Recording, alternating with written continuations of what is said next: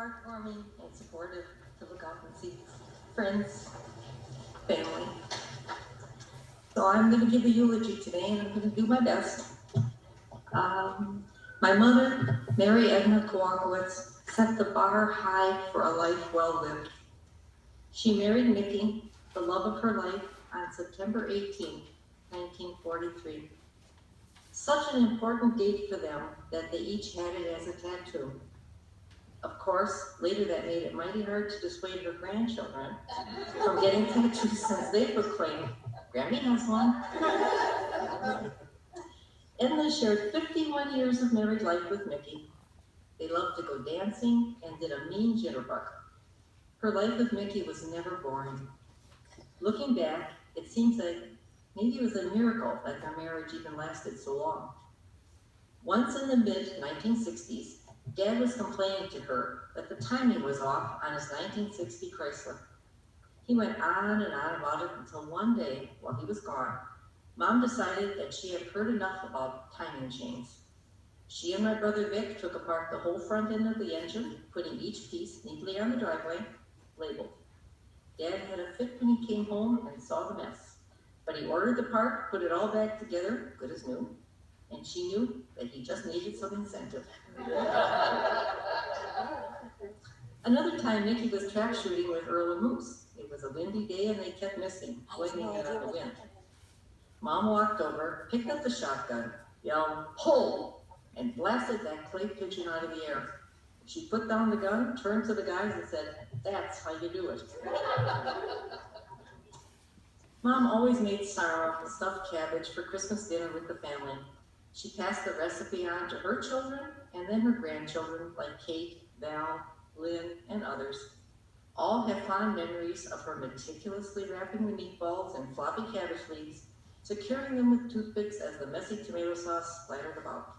It was a wonderful tradition, and we still carry it on, one of our favorite memories. One Christmas, Mom announced that she and Mickey had decided they had enough stuff and no longer wanted Christmas presents.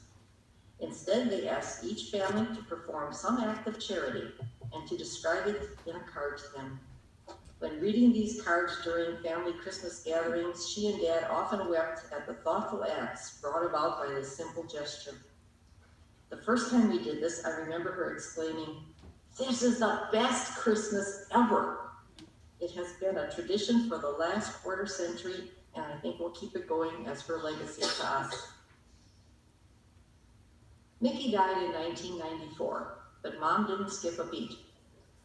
She bowled into her 70s, golfed into her 80s. Mom loved to travel. She vacationed with my brother Paul's family in Florida. One time her grandson Chris, who was about 12, kept begging to go parasailing, but his parents kept putting him off. Finally, Mom explained, Jesus kohani, someone take that boy parasailing. That's why we have a picture of Mom flying high over the water, dangling under a brightly colored parasail at the age of 82. She traveled to Paris with her granddaughter Cabrina, and she was always available to travel to Laughlin, Nevada, to play the slot machines with her sisters Agnes and Rose. She considered her winnings lucky money and saved it to send with other friends when they went on a gambling junket. Sundays in fall, you could find her in her recliner watching the Packers on TV, sometimes with a neighbor. She learned how to use a computer at 80, so solitaire was always there to keep her occupied on a rainy day. Her hospitality and parties made everyone feel welcome and special. Mom's life revolved around family, friends, and church. St. Francis de Sales said, "Great occasions for serving God come seldom, but little ones surround us daily." Our opening song will be Here I Am, Lord, and that was always Mom's answer. She helped with the war effort as a factory assembler. She raised a Catholic family and helped ailing in-laws. At Immaculate Heart of Mary Parish, she baked for the church festival, cooked monthly for the St. Ben's meal program, and became a regular reader at weekday mass.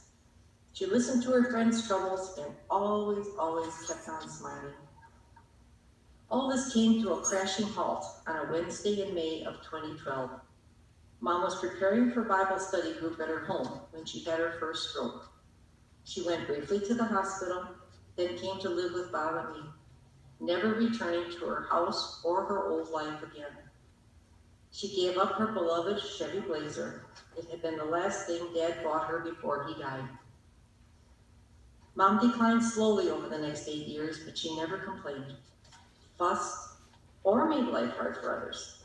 She smiled until her last day, and that is what we will miss the most.